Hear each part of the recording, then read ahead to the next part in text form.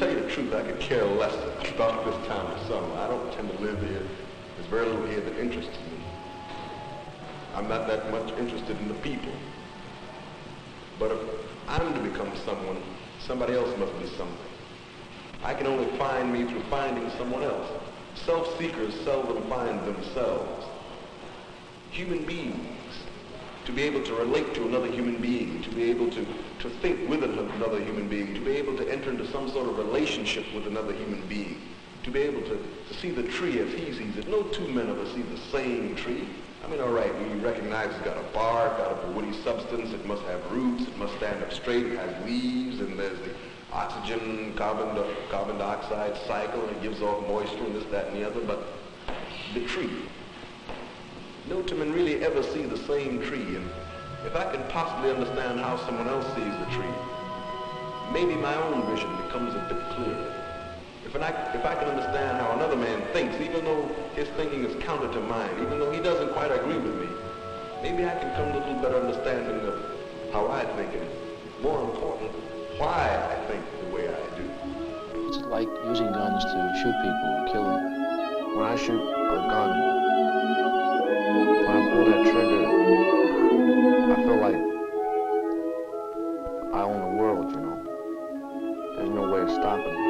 You feel like you have a live bomb in your hand because every time you pull the trigger, it explodes. You say you're afraid of the gun. Yes. If you're afraid of it, why do you carry it? Well, I don't know how to explain it, but I feel like if I carry it, there's some kind of a security with me. I'm always afraid some boy's going to come up to me or some delinquent's going to come up to me and hurt me. I don't want to use it, but I still have to carry it with me. I feel like I'm a little more secure. That's how I feel about it. If you have to, will you go get yourself a gun again? Yeah. If you have to, will you stick up stores? Yep. If you have to, will you shoot somebody? Yep. How soon do you expect to be out on the street again? Any day now. But it's there, let's face it. This is what causes the whites to react as they do down here. Something else is tugging at me. Something else is trying to get in there. Something else is trying to communicate its way through, and it's a little bit too terrible to recognize. You know, it's a little bit too much to bite off and chew. I'd much rather believe this way. I don't really want to accept this.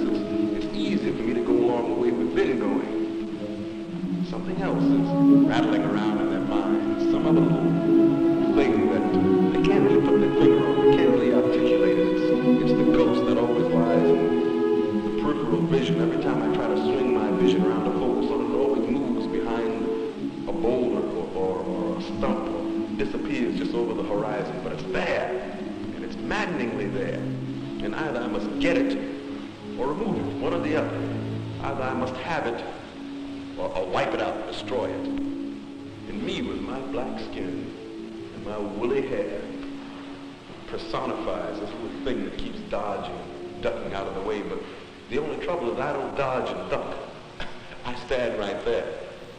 And the only thing they can do now is either close their eyes and ignore the problem. The Negroes here are happy. We've got happy race relations here in this state and in this city for more than 100 years. Or either reach out and try to violently crush it down, throw a bomb in the church, throw poison or candy at children, use cattle cars as demonstrators and pack them in the filthy jails. But it just doesn't work. No matter how happy they say I am, I'm not. No slave can ever be really happy except if the slave just becomes utterly lost. And this is a vile thing. I'm not going to go back to that place.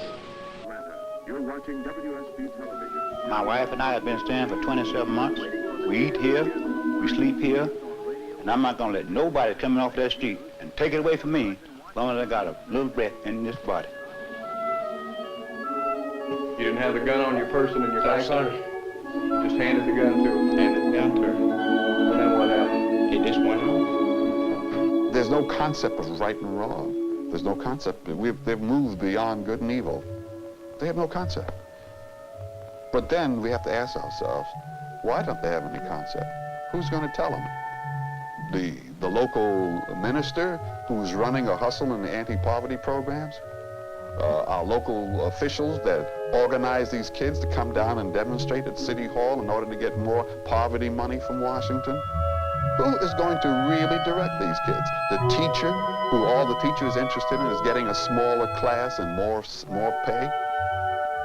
When we begin to look at all of these social guidelines that are crumbling and falling away, the kid says, well, they're going to have to deal with us on our territory, on our level, with our rules, our ground rules. And the name of the game is to make it. But what motivates this expression is the same. We don't want the niggers around us. Because to face that black man, I've got to face myself. To face what I've inflicted on him. To face the castrations, the lynchings, the beatings, the Klan ridings. To face coming in there and taking his women and just treating them like dirt. To face this. Not that he's going to react and do the same thing to me, but that I could do this to a human being. That I could actually call myself a Christian, a civilized man, and be like this to a fellow man. This is a little bit too much for anybody to swallow.